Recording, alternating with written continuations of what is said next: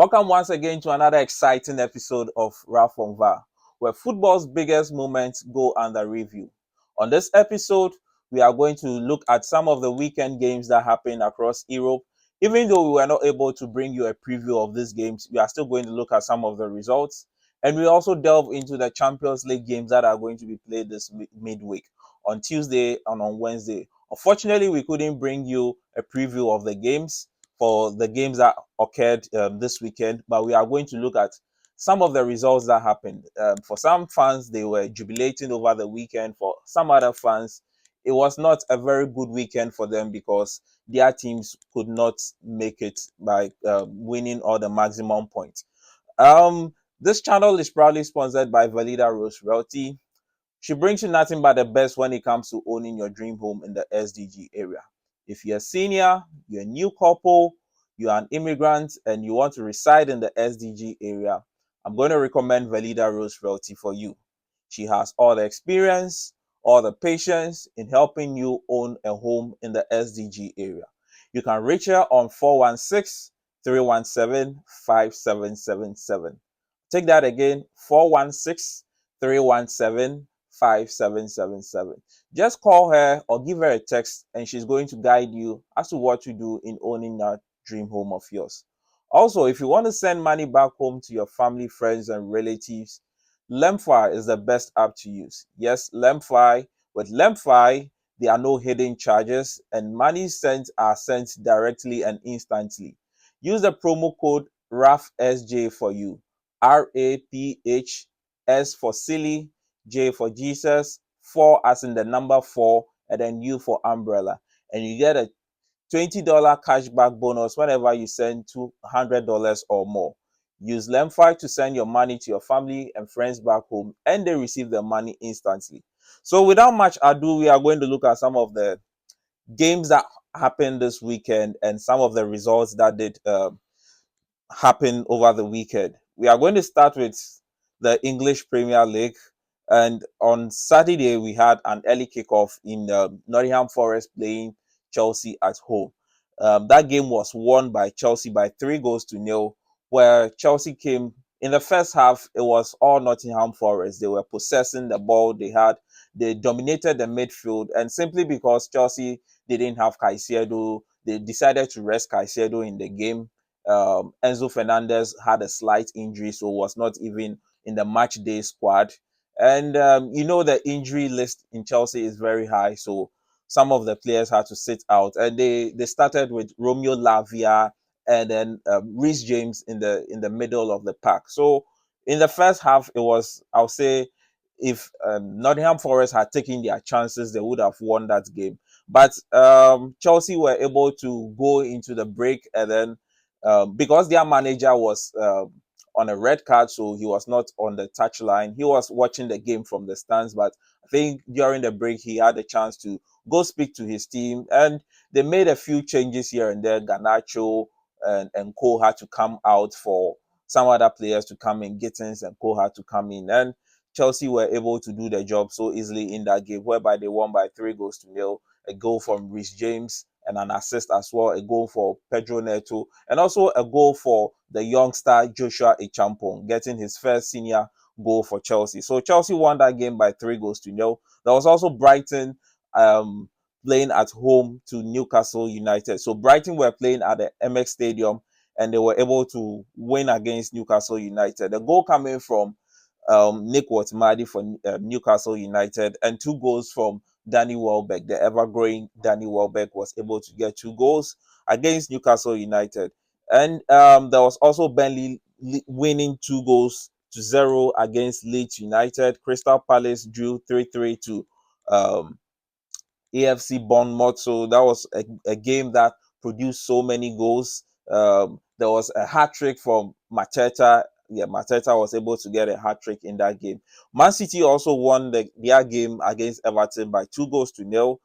Erling Haaland getting a brace in that game. Sunderland winning by 2-0 against Wolves.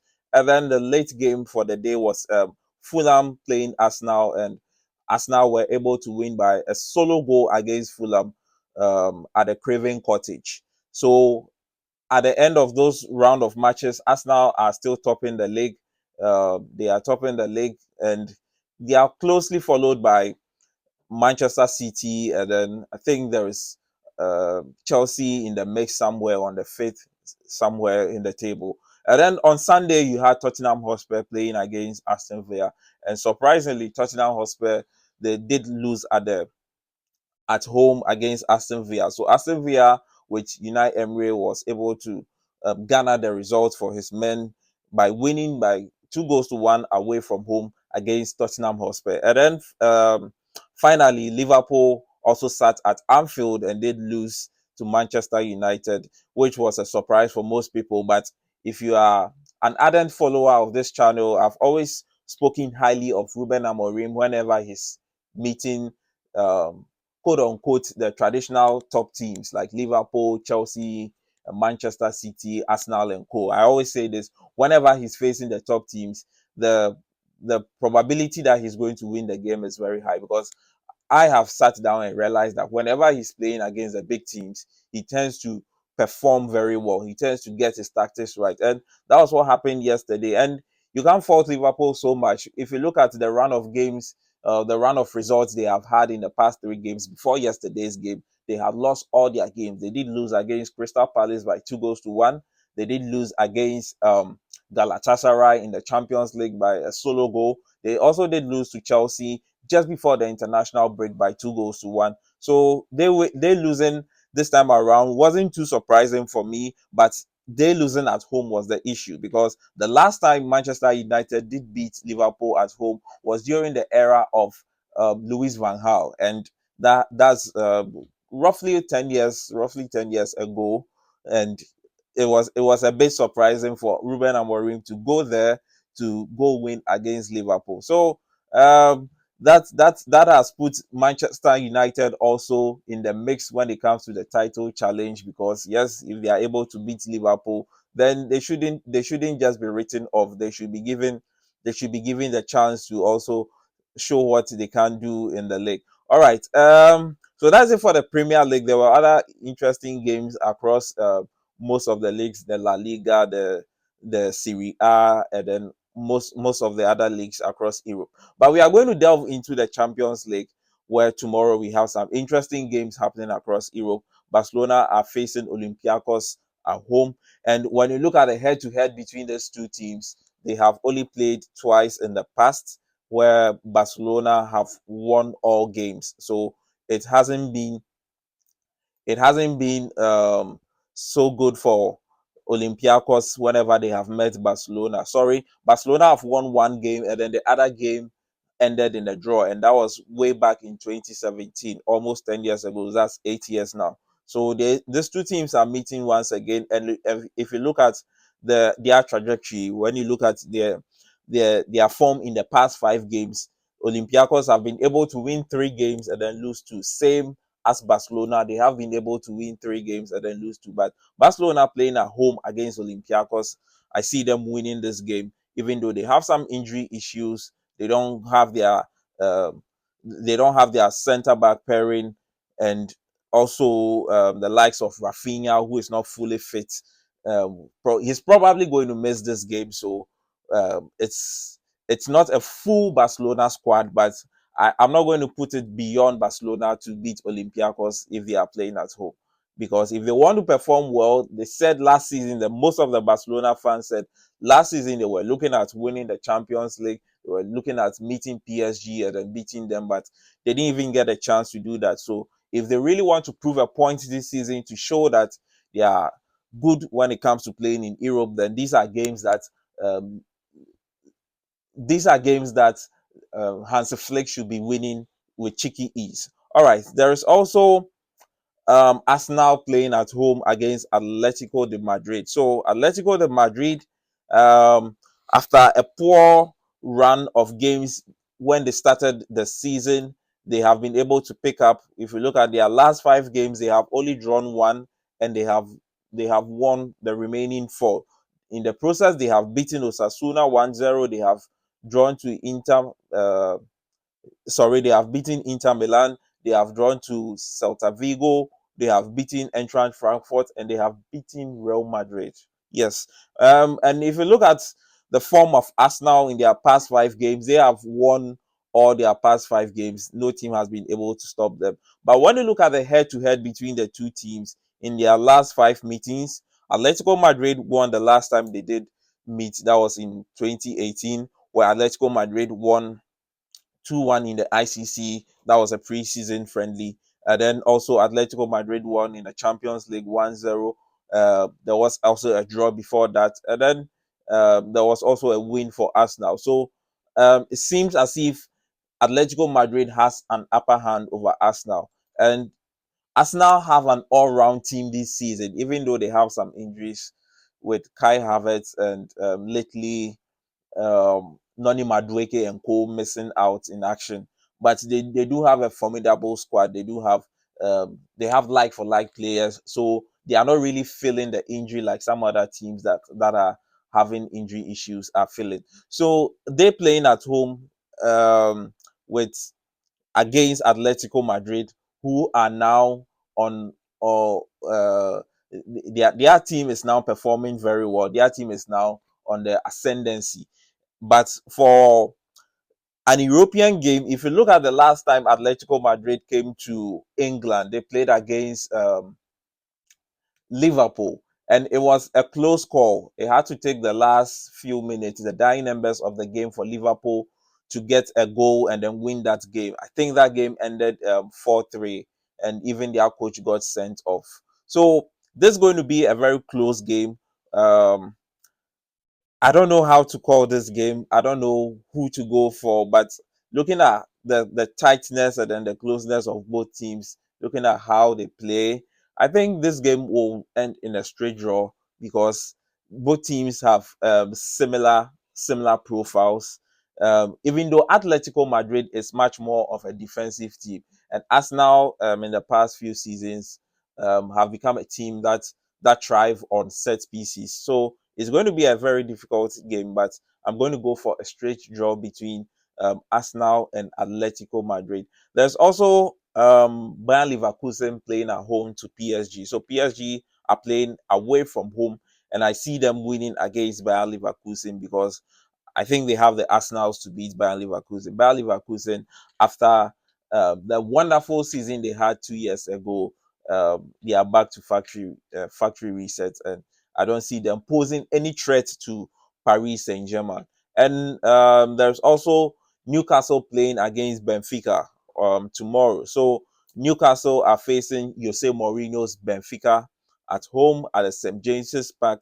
And when you look at the arrival of Jose Mourinho, you can see that it has brought some form of energy in the Benfica team. They have only lost one game, which was the game they did lose to Chelsea, his former club, and that's understandable because Chelsea also were in a very poor form before that game, so they needed that win so urgently. Yes, so Benfica with Jose Mourinho, from after his arrival at the club, he has been able to win every other game apart from the game he played against Chelsea. And going to the St. James's Park, a place he knows very well, he has played there because he has coached in England for a while now. He has coached the likes of Chelsea, Tottenham Hotspur, and Manchester United. So he has visited the St. James's Park on several occasions. So this is not going to be a new ground for him. But I know Jose Mourinho. I know he's going to enter into the minds of his players. And Newcastle United, whenever they are playing at home, is a little bit rigid. They play some form of rigid football, as I would describe it. And Jose Mourinho is also known for that. When he was in Chelsea, he was known for the pack the bus system. So it's going to be a game that I see both teams defending, and I'll not be surprised if there is a red card in this game. Yes, the tempers may fly high, and then there may be a red card in this game. But to call out for a result, I see Benfica with their European experience, and with Jose Mourinho at the helm of affairs. I think he has much more experience than that of Eddie Howe. He will be able to garner a win for Benfica over Newcastle United, and that's going to be by a slim margin, maybe a 2-1 win for Benfica over Newcastle. And there's also PSV playing against Napoli. So PSV Eindhoven is playing at home against Napoli. Napoli started the season so well, but in the Serie A, but in the past few games they haven't been. It's been here and there, a few wins and then some losses and then some draws. So they're playing away from home. I'm going to tip them to at least get a point from that game. And then there is also Inter Milan playing away from home against Union SG, and I see Inter Milan winning that game. There is also Villarreal playing against Manchester City. So Villarreal are playing the Yellow Submarines, as we call them.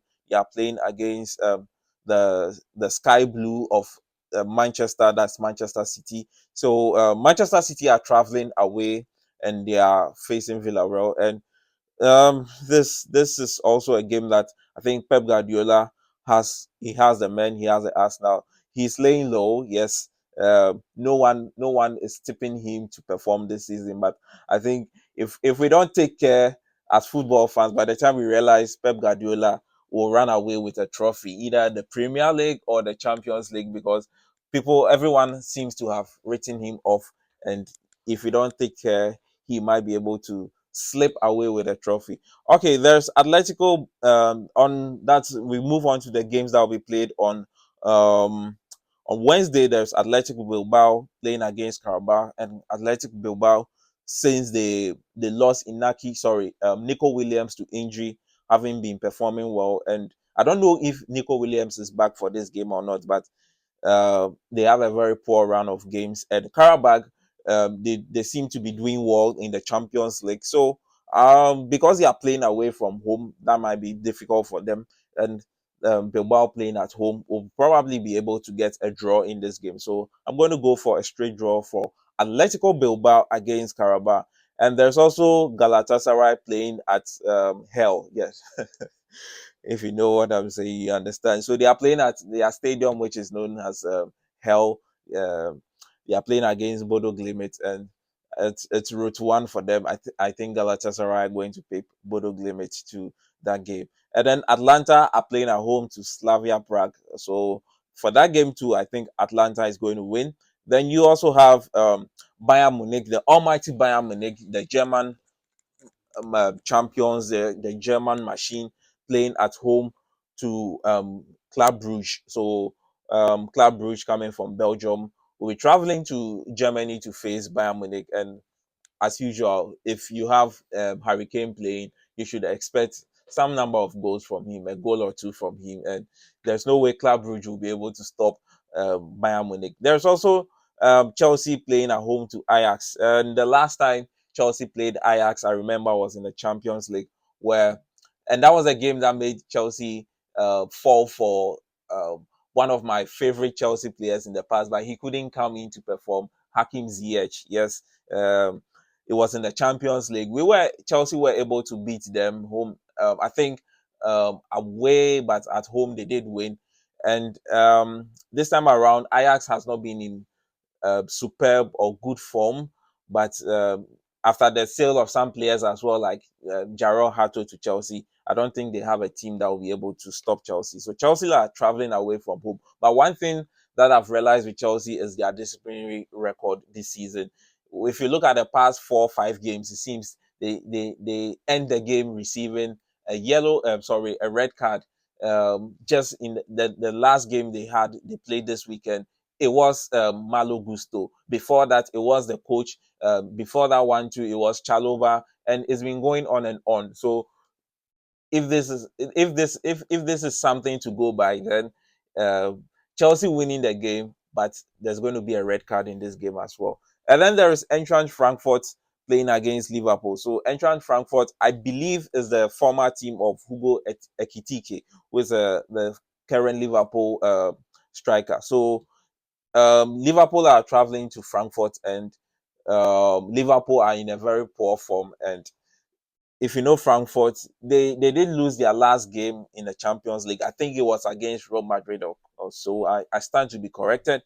But they're playing at home. If you know how Germans love their teams, if you know how Germans support or give support, throw their weight behind their teams, you know it's going to be a very difficult ground for Liverpool to thrive, looking at their very poor run of games that they have had. So I'm going to go for an Eintracht Frankfurt win over Liverpool in that game. And then also there is Monaco playing at home to Tottenham Hotspur. So Tottenham Hotspur, they lost their last game in the Premier League to Aston Villa, which was quite a surprise for me.